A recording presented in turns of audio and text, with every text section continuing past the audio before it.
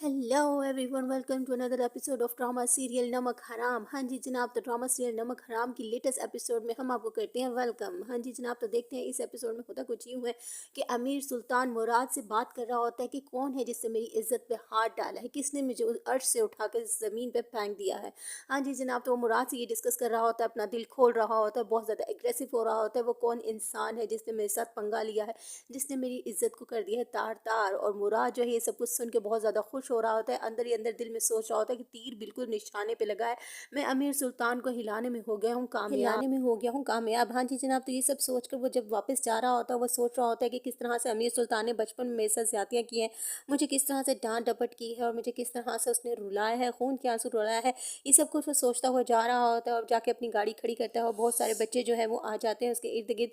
और छोटे बच्चे जो है कहते हैं कि वाह क्या गाड़ी है जी आप, तो उसको अपना बचपन याद आ जाता है। उन तमाम बच्चों को लेके वो जाता है, खाना खिलाता है, उनको खुश करता है।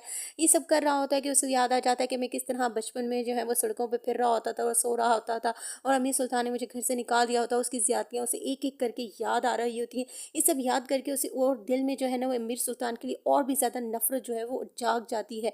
और इन सब चीज़ों को जो है वो इस सब सिचुएशन को याद करने के बाद उसमें बहुत ज़्यादा जो एग्रेशन आ जाता है, वो अपने इस एग्रेशन को निकालता है पियानो के थ्रू। हाँ जी जनाब, तो बिल्कुल हमारा मुराद जो है वो फिल्मी स्टाइल से पियानो बजाते हुए अपने एग्रेशन को निकालने की कोशिश करता है, अपने आप को रिलैक्स करने की कोशिश करता है। हाँ जी जनाब, तो ये हाँ जी, तो अब देखते हैं कि जो आगे जाके अमीर सुल्तान की बहन जो है वो उससे इनकार कर देती है, अपनी उसकी छोटी बेटी के रिश्ते से भी इनकार कर देती है। इस तरह धीरे धीरे अमीर सुल्तान पर एक वन बाय वन जो है वो वार जो है वो स्टार्ट रहते हैं। और अमीर सुल्तान घर जाके अपनी बेगम से कहता है कि तुम अस्मा से तब पूछो कि वो किसके साथ भागी थी, कहाँ किसके साथ गई थी और मेरी जो है ना वो इज्जत को उसने दागदार कर दिया है।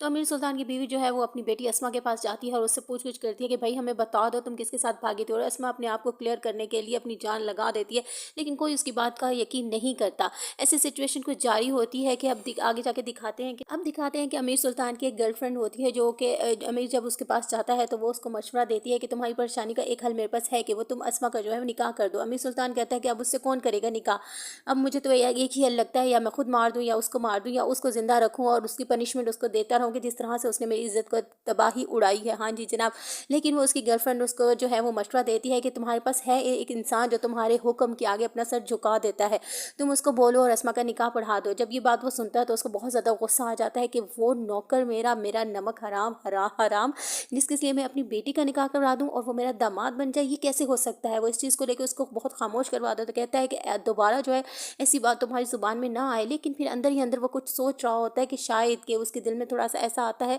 कि हाँ वही है वो इंसान जो मेरी बेटी को जो है वो कबूल करेगा।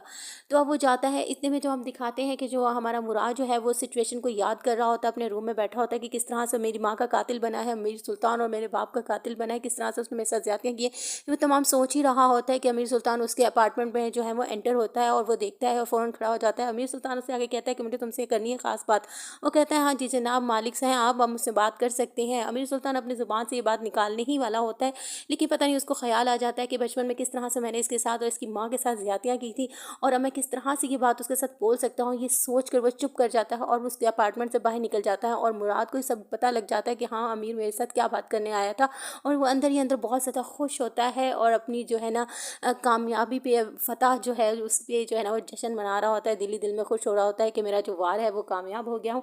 अब देखते हैं आगे मुराद के साथ और किस सिचुएशन को उसको फेस करना पड़ता है और अमीर सुल्तान को वो जो है वो सज़ा देने के लिए अपना कौन सा खेल खेलता है। हाँ जी जनाब, ये तमाम सिचुएशन देखने के लिए रहेगा मेरे साथ। अगर आपको मेरे रिव्यू अच्छे लग रहे हैं तो प्लीज़ लाइक कीजिएगा, कमेंट कीजिएगा और सब्सक्राइब करना तो मत भूलना।